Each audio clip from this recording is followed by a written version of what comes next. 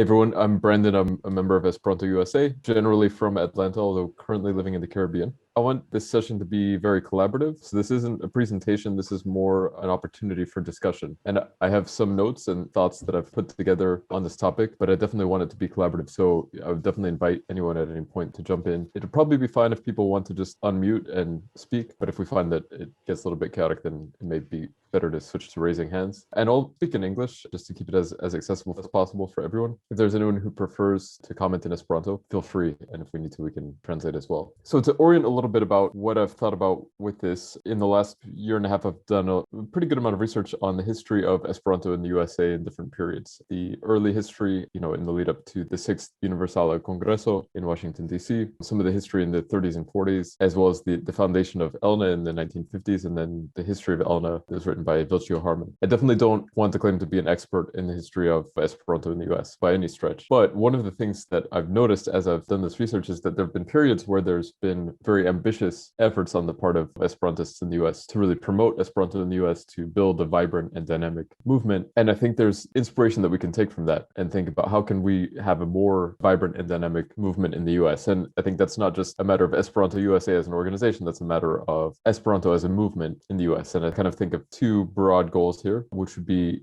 increasing the profile of Esperanto in the US and also increasing the participation of American Esperantists in the global Esperanto movement. So I say those are two very broad goals because there's a lot that can kind of go underneath each of those. I want to take a second to pause before I start going too far into the weeds underneath that. And I'm curious if there's any reactions, about the idea of building a more vibrant and dynamic movement in the US and about what our broad goals for that might be. Qualche commento aí. Mi credas que oni devas konstati realismo kaj praktike. So to quickly summarize Ralph's point, as I understand it, Ralph, you're saying it's important to show Esperanto as something that it can be attractive, especially to younger folks who want to travel, make international friendships, or, may want to do other things with it, but don't care about, defeating the US or finbanquismo or anything like that. Is that a fair summary? Yes, that's fair. That's a good summary. And I'm actually pleased to see young people because when I was your age, whatever that is, I couldn't stand older Esperantists in the United States. I absolutely could not stand them, with a few exceptions. Now I'm old and probably people can't stand me. But the thing is, it's nice to deal with people who are actually part of the actual world that you're living in and not in some nebulous memory from 70 years ago. And so I think that it's important to be much more down to earth. And also, I'll add to what I said before in Esperanto, not to be dishonest about propaganda, not to make ridiculous claims about either Esperantists or about the language. Of course, nobody would be foolish enough just to say it has 16 rules anymore. But whatever it is, I think a realistic attitude is best. And I have to emphasize that because of the level of annoyance that I've experienced over the decades. Yeah, thank you. One thing I forgot to ask also when we started is, since this is more collaborative, the first time you comment, can you just say your first name? So that was Ralph there, but for anybody else who comments, if you can just say your first name so everyone knows who's talking. So there were a few comments in the chat as well. Vilchio and Ivanio asked, what do we mean by a more dynamic Esperanto movement? Which is an interesting question. I guess when I said dynamic, I meant a movement that has a sense of motion and things happening. So for example, I think the Film Festival that happened a few months ago and that we're now going to have the second iteration of is a good example of a dynamic movement. It shows that there's energy and kind of life in the movement. So that's maybe explanation by way of example. And then Tony Harris also commented that in Esperanto, but I'll summarize in English, that something important that we should work on is deepening the language knowledge of our community, that it's important to bring in more beginners, but we also need to help people progress, which I completely agree with. Any other comments at this point? Anyone else want to weigh in? I'm Jane. I want to build on what Elf said. I think I described one part of the community, people who just like languages or who maybe already are traveling a lot and advertising to that. So sure, those are good audiences. But another type of audience, which is kind of our classic one, but it's not one that I've seen a lot of material, a lot of things directed towards lately. Simply people who have a sense of themselves as world citizens. Now, they might be activists of some form or another, they might not be. They might simply think of themselves in that way. And I think if we find those people and for whom Esperanto can be an expression of that, and I'm certainly one of them, then I think that's a real audience who might be interested because it ties in with something deeper with them. And I also think those people are more likely to stick around. They're less likely to focus on Esperanto now and focus on Klingon in 6 months. Estas connection kami te consentas con Genial.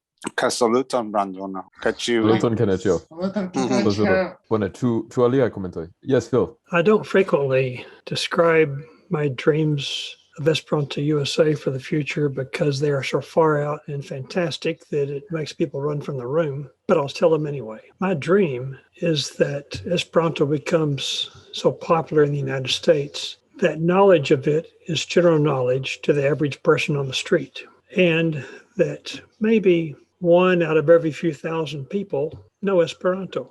And that's not really such a stretch when we consider that out of the 1 million active registrants in Duolingo, maybe a third or half of those are in the United States, which puts the ratio not 1 out of 1,000, but maybe 1 out of 3,000 or 5,000 active users or something like that. So it's not out of reach. I have a vision of an active Esperanto club in every city of any size, like the top 100 cities. I have a dream of an organization that has so much going on, and there are so many communication channels, active publications in the internet, emails and email list groups and stuff that it's hard to keep track of. So it's way out there, and I don't generally put this forth in my plans because it's unrealistic. But one time in our Esperanto Club of North Texas, I raised the question, when are we going to have 100 active members in our club?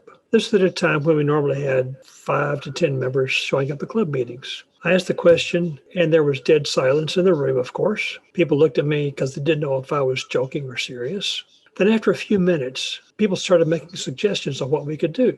So it's not crazy to think about your crazy dreams. Sometimes it's a mistake to think of where you are and then think of baby steps you can take. But when you talk about your crazy dreams, which is what you ask, what is the Esperanto USA of your dreams and how can we make it real? It makes you think outside the box and think of new things you can do. So I welcome the comments here. Thank you. Well, if I could make a comment, Wally Du Temple here, speaking to you from Victoria, BC, Vancouver Island in Canada. Oftentimes in the past, when the Berlin Wall seemed to be something that was never going to come down, that it was there forever, that the Iron Curtain would be established dividing all of the world. And people said, it could happen. But that comes into the whole category of what people call a paradigma salto, or a paradigm shift. Speaking in English, the Berlin Wall coming down was a surprise to many, and many had said it could never happen. There are good things, there are truths that have been proposed by people in the past that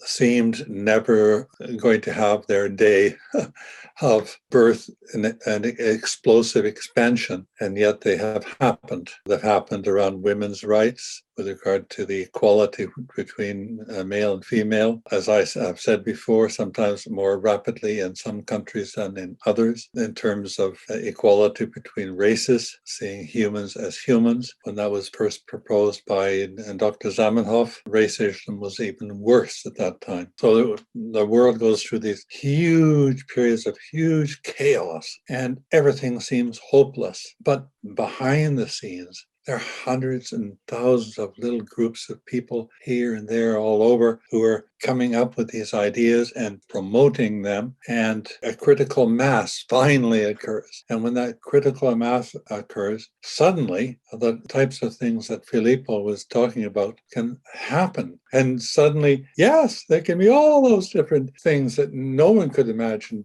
in the past. And we all seldom think along those terms of paradigm shifts, because there's always, whenever someone comes up with a brand new idea, the idea is suppressed by the old regime. by the old way of thinking that says, you don't know what you're talking about.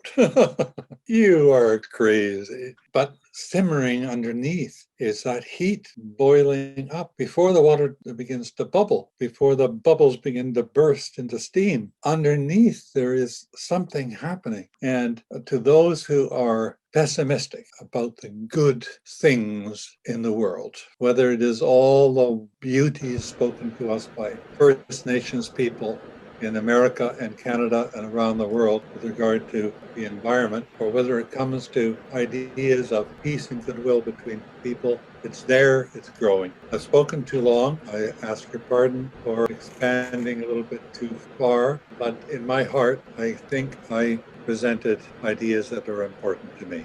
Thank you. Thanks, Wally. I've got Creed, Stephen, and then Vilcio and Ivanyo have their hands up, and I put a message in the chat, but I think we have enough people wanting to talk, which is great. You know, it's good that the conversation is flowing this way. I think it'll be easiest for anyone else who does want to comment. Just use the raise hand button in Zoom, so click on reactions and then raise hand.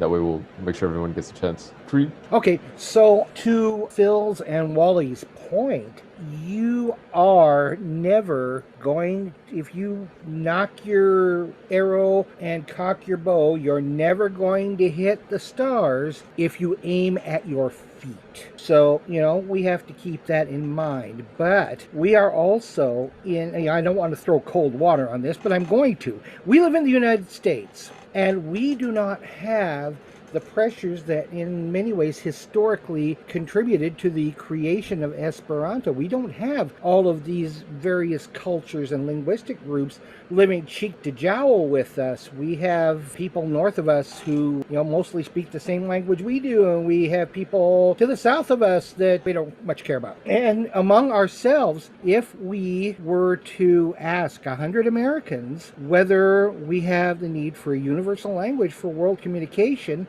I dare say probably 85-90% of them would probably say, why? We have English. What do we need another language for? So, part of the problem is going to be in the United States overcoming this, in addition to the other challenges that Esperanto has, overcoming this, whatever you want to call it, inertia of linguistics that is brought about by the fact that we're just kind of over here by ourselves. And to that extent, I would like to know also, people's thoughts on whether we are talking about growing the Esperanto movement as a whole in the United States, or, whether we're talking about just Esperanto USA, because to some extent they're intertwined, because, if nobody speaks Esperanto, there's no Esperanto USA. But at the same time, there's this perception that, Esperanto is a language for weirdos and kooks, and why would you use it anyway? So anyway, I just wanted to go ahead and throw it out there. Okay, over to whoever's next. Thanks, Creed. Stephen, I've got you next, and then I've got Vilcio, Ivanyo, Jane, and myself, and I'll throw in some comments to kind of move the discussion along to some other topics as well at that point. Yeah, thank you. I'll try and make this quick. The whole reason that I tried Esperanto was because it looked like fun. And long before I was an Esperantist, there was a saying from Emma Goldman that always resonated with me. And in Esperanto, it's "Se mi ne rajtas danci, la revolucio ne estas la mia." And if we can't have fun at what we're doing, then why are we doing it? In Sfero's been around since the 1930s, if not longer. And at our last meeting, we finally decided that it's making no sense to try and get together in a room at the Golden Gate Police Station community room every first Saturday of the month, because slowly but surely, people can't get into the city. The transportation is terrible. There's no parking, and we're down to like 3 or 4 people. Makes no sense whatsoever. And so in that way, the pandemic actually became a blessing, because we could use Zoom and start meeting that way. So Sparrow has decided we will meet face-to-face 3 times a year. In January for our banquet, Zamenhof banquet. In May for hopefully a big picnic at Trios and Sandy's over in Oakland. And then in August for Parallelo Universo. And we have found that the number of people who never show up otherwise show up for Parallel Universe hours is because we're out, we have a meal together, we go off to a museum, or we ride the cable cars, or whatever we do. But it's having fun and speaking Esperanto at the same time. So my whole thing is, if I can't dance, it's not my revolution. We need to find ways to have fun and get people to join that way, because nobody wants to sit in a room anymore and be lectured to about this, that, or the other thing. So that's my thoughts, and thank you for hosting this. I have to run now. Thanks, Stephen. What's your? Yeah, I want to follow up on that, talking about having fun, and also following up on the idea of being a dynamic group, being defined as doing stuff, getting out there and doing stuff. If we're going to look at it that way, and I think that's a good way to look at it, then we should define what exactly we want to be doing and how can it be made to be fun. And I want to throw out there that if we emphasize the benefits that Esperanto has in and of itself, and also over other languages, other pursuits, etc., because right now I will make some observations, and hopefully this will stimulate some conversation as well. If you survey what's on the internet, and especially if you survey what's on YouTube, you will find a lot of anti-Esperanto sentiment being expressed, especially on YouTube, for various reasons. And I've checked some of it out. A lot of it seems to be misperceptions and misconceptions. I think that we should address that, and that should be one of the concerns that Esperanto USA addresses, is these misconceptions of Esperanto. But setting the record straight, talking about what are the benefits of Esperanto. Why learn Esperanto? Why is this a good idea? Why is it better to learn Esperanto than another language? Why is it better to learn Esperanto than play a video game, etc., etc.? I want to stress the benefits. I could turn in a list of a half a dozen right now of what I think are good benefits of speaking Esperanto, but I bet other people have more ideas than that. I think we should first define a list of benefits and then focus on how can we put that out there to the public and say, hey, these are the reasons you want to do this. And if there are benefits, then people will have fun. I will just go ahead and say that at the risk of stirring up debate. I'll go ahead and say if people perceive that they're getting benefit, then they will think they're having fun. That's it. Thanks, Lucio. Jane? Yes, I've made this point in a couple of previous sessions, so I'll try to be brief. But I live in Los Angeles. There's over 100 languages being spoken here. This is not a situation of, well, most people speak English and there's a small number of people speaking something else. No, there are parts of LA, for example, where the dominant languages are Spanish and Korean. English is not even one of them. People use English as a bridge language between, for example, Spanish and Korean. The only problem is that, as we know, English is not particularly well suited to that role. So I think the role that Esperanto can play in such communities to put people, those who are immigrants and those who are childhood English speakers, on a more equal footing to discuss things in their city, in their community. Esperanto was born in that kind of city, and I think that's where its future is as well. Thanks, Jane. I'll make a quick comment and then I'll kind of go through some of the other notes that I took down for discussion. It's already 8:30, so we're already 2/3 of the way through our official time and halfway through, even if we use the break. One comment I want to make, there's been some discussion about how can Phil give his vision of a dynamic Esperanto movement in the US, right, with clubs in every town and with, some clubs having 100 members. And there was kind of some discussion about, okay, but we're in the US where there's not, quote unquote, a language problem in the same way that there is, say, in Europe, for example, or in many other parts of the world. But I think there's two interesting counter examples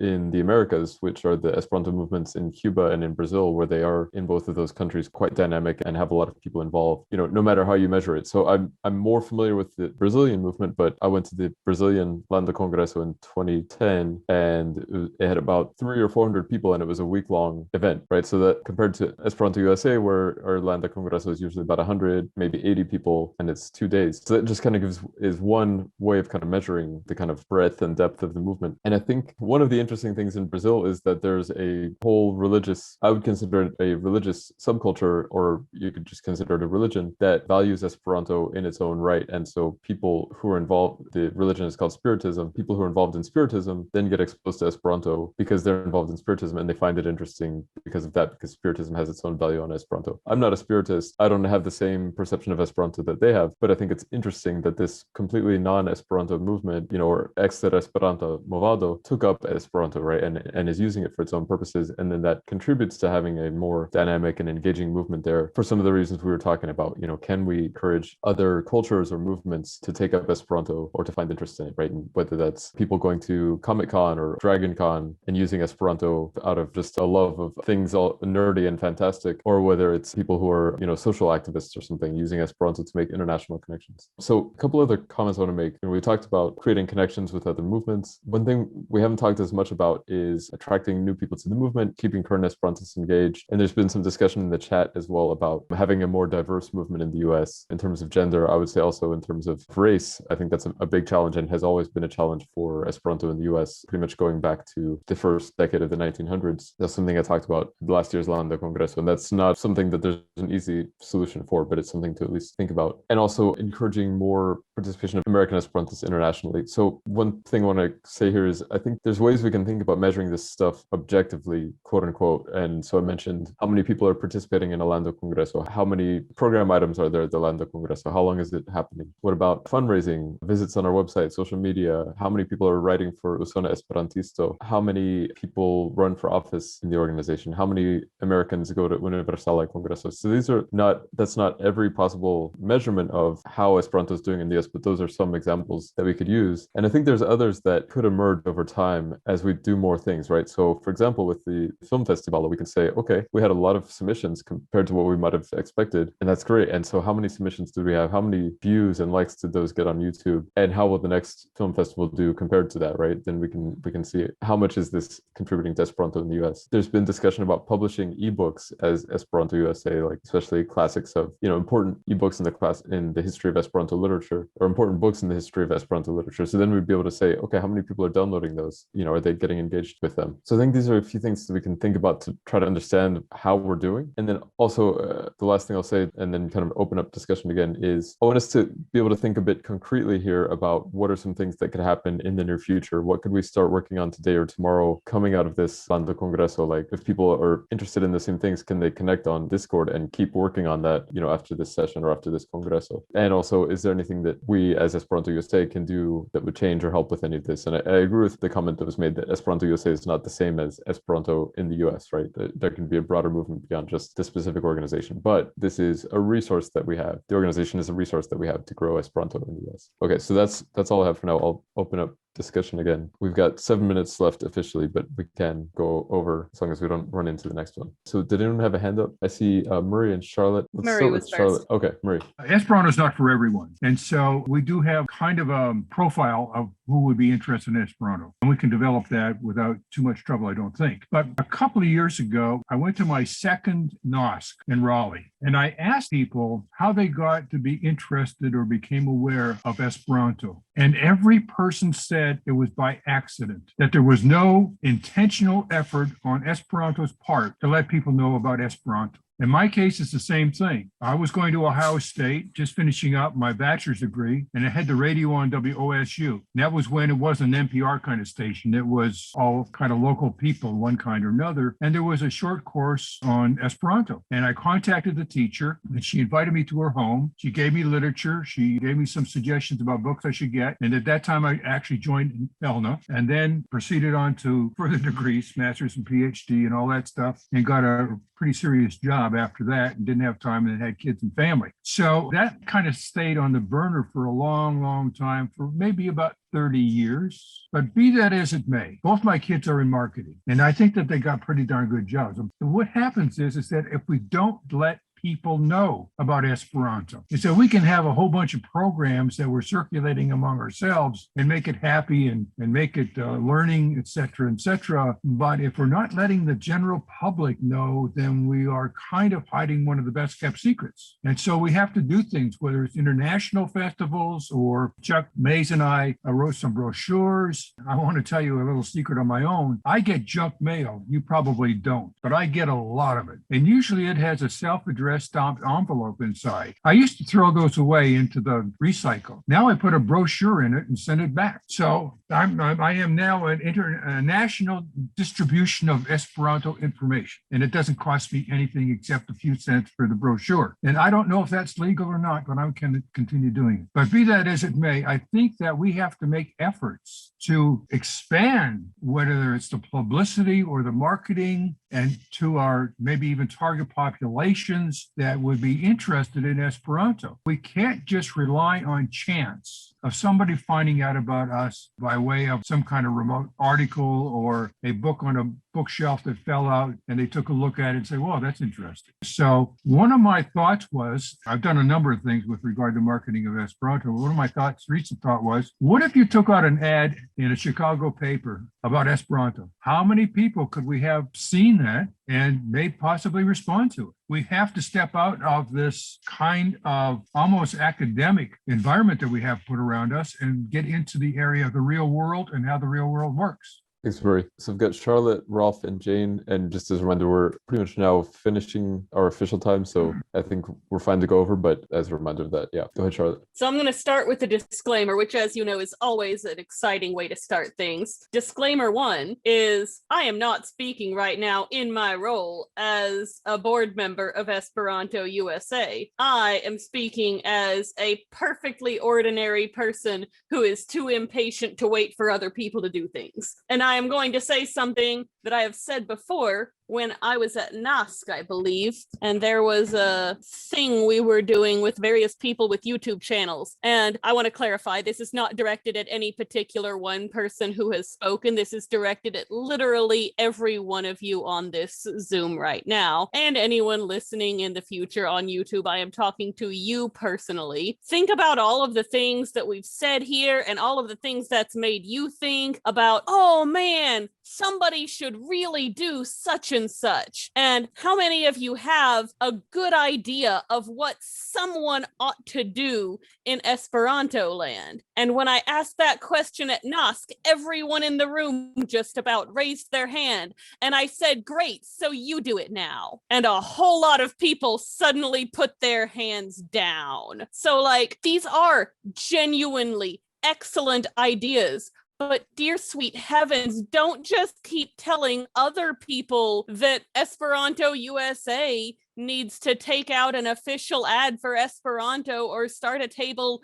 at DragonCon, which, by the way, I'm just saying, if we decide as an organization that we want to start some kind of vendor table at Comic-Con, I will absolutely be the first to volunteer to take that free ticket to Comic-Con and run that station. But don't just tell us what other people should be doing. Like, if you're already at cons, talk about it while you're there. Like, you start where you are. But also, my inner Filippo wants me to tell you that this would be an excellent time to start using our community groups that we are introducing. So if you think that it would be a good thing for us to start aiming towards that are into sci-fi, start a sci-fi community group with Esperanto USA. And then any people who want to be involved in talking about sci-fi in Esperanto can join that group, or talking about how sci-fi and Esperanto interact. And then that sci-fi community group can figure out ways to reach out to their own community in the science fiction fandoms. So let's use these community groups that we've started. And if you can think of a specific subculture or group that you know this would be a good group to target, we ought to target this group. Even if it's just like, man, I wish we had more women in the community. Okay, so let's start a Virina community group and start getting some more interaction with the women that we already do have then. The end. Thanks. Rolf? I do want to say something, but in terms of what Mr. said, I would say that the practical aspect of dealing with people that you know might be interested, whether it's comic book conventions or specific communities where you're going to find people interested, I think that matters more than, let's say, having a general newspaper article or media. I mean, I was doing NPR along with Jim Ryan, which had millions of listeners for 5 minutes. What difference did it make? I don't know. So I think that specific targeting of people where you're going to find people with some kind of nerdy or eagerness to do something like that That's a good idea. Now, what I want to pose a question to you again, because now we're in the age of internet, which of course we were not when the Esperanto Society of Washington, and I was active in it when it had its peak. We didn't have that back in the late 1980s and the very beginning of the 1990s. So I pose a question to you now. What is the relative role of cyber communication and meeting in person? Because one of the things about a local club, of course, is that you can meet in person. You probably don't, but you could, theoretically. And thinking of those two particular aspects of it now is important, not just because of the pandemic, but because those are two roles that we're playing. Now, in terms of local clubs, those things do have their ups and downs and rhythms. And it's very Newtonian. That is, when something's in motion, it tends to stay in motion. And when something stops and stagnates, it's going to stay stopped. And that's what has happened in the history of the Esperanto Society of Washington. And Washington has certain advantages. That is, the racial and other ethnic composition of DC and Esperanto has not been, let's say, as totally lopsided as it has been in other places. But, and of course, the people that visit here from other countries and so on, at least there was. And so if there's traffic coming in from outside wherever you live, and if people are willing to meet, and if there is something socially stimulating, whatever that might be, to keep people going, that's what keeps motion going on a person-to-person level. And if nothing's happening, then we probably aren't going to do anything. Or if some people are such a pain in the neck that nobody wants to be around them, that will also kill a local club. And so I think that some people have a great talent for sociability. That's really not my strongest point, but in our own particular club, when it was most active, in fact, it was run mostly by women, and they were very good at reaching out and interacting with a lot of different other people, Esperantists and non-Esperantists and so forth. That was just what they were good at. You know, people have stuff at their houses and do this and that. On the other hand, you have the other extreme where people just want to spout a whole lot of propaganda and nobody wants to be bothered with them. So those are things to consider in terms of the dynamic of it. And if people still want to meet in person, I would say that has to be thought about, whether it's just social activity in general or some other type of specific activity that will stimulate people. But I think that what motivates people is getting them involved in wanting to interact with Esperantists rather than listening to Esperanto propaganda, which I would never want to have anything to do with. I can't stand it. So that's my experience of a local club in terms of dynamism. And that was before the internet. But if you're going to attract people, whether it's advertising or communicating, I guess now you have to weigh those two aspects and see how they fit together, or what are the advantages of each. So I don't have a specific proposal, but it is my perspective based on my experience of a local club that has had its ups and downs and conflicts and everything else. Anyway, I'll stop now because I'm taking a lot of time. Thanks, Ralph. I've got Gene, Rod, and Tim, and I think they'll put us pretty much at time. First, I want to support what Charlotte was saying. We have all these ideas and we need to do them. What I would add to that is that a lot of these ideas can't be done by one person alone. And while for me personally, getting into Esperanto wasn't really an accident, something I heard about from multiple sources and then finally had time to do it, especially when Duolingo came around. What was an accident, even though I tried, was finding the Los Angeles group. And I was looking for groups, I was finding dead meetups. I think I went to a couple where I was the only one. And then Dilcho at a science fiction convention accidentally just mentioned offhand, we're going to this Esperanto group. I'm like, wait, gotta talk to this guy. And then got introduced to the LA group, to Dilcho, to a bunch of people, and went from there. So I think we need to help people who have just learned a bit of Esperanto find community, whether that's in person, online, or both. And I think, we've made efforts toward that, but we gotta see what the obstacles are, how the information can be made more available, how we can encourage people to do this. And the other thing I would say is that I think a natural type of institution for us to work with, especially in big cities, but not only, would be public libraries. They have meeting space that's usually free to use if it's a community event. You get to put up flyers, which at least does something for publicity. You might even get on their calendar, oh, we have this happening. And they might already be doing things to encourage communication, to encourage language in various forms, not just English. So I think that's a natural fit. I'm sure there's already people doing it, is partnering with local libraries. Great. So we've got Rod and Tim. Okay, I'll go ahead and jump on it. I am brand new to Esperanto in the sense that it was just a couple of months ago that I stumbled on it on YouTube. And the reason I'm sharing this and speaking up now is because you're looking for practical ways to make Esperanto popular and to grow the organization. You have to have an interest in Esperanto before you're going to be looking for and interested in any organization. And one way that, a practical way that we can all make that happen, I'm going to plug somebody, a commercial here. I have no personal financial interest. I do not know the individual, but Evil Dia. Evil Dia was the first person I came across. I see some heads nodding, so I think most, if all of you know who he is. I don't know that because, again, I haven't been around the Esperanto community that long.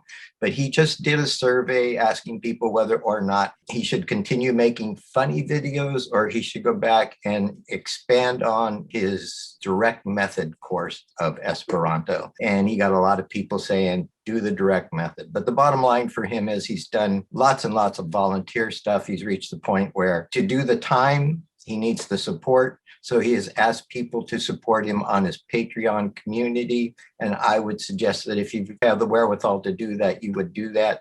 He's an excellent, excellent ambassador for Esperanto. Alex Myers, of course, I'll mention too. Those two were the two that really got me excited about jumping into Esperanto. And that's what we need, is some excitement. So thank you. Great.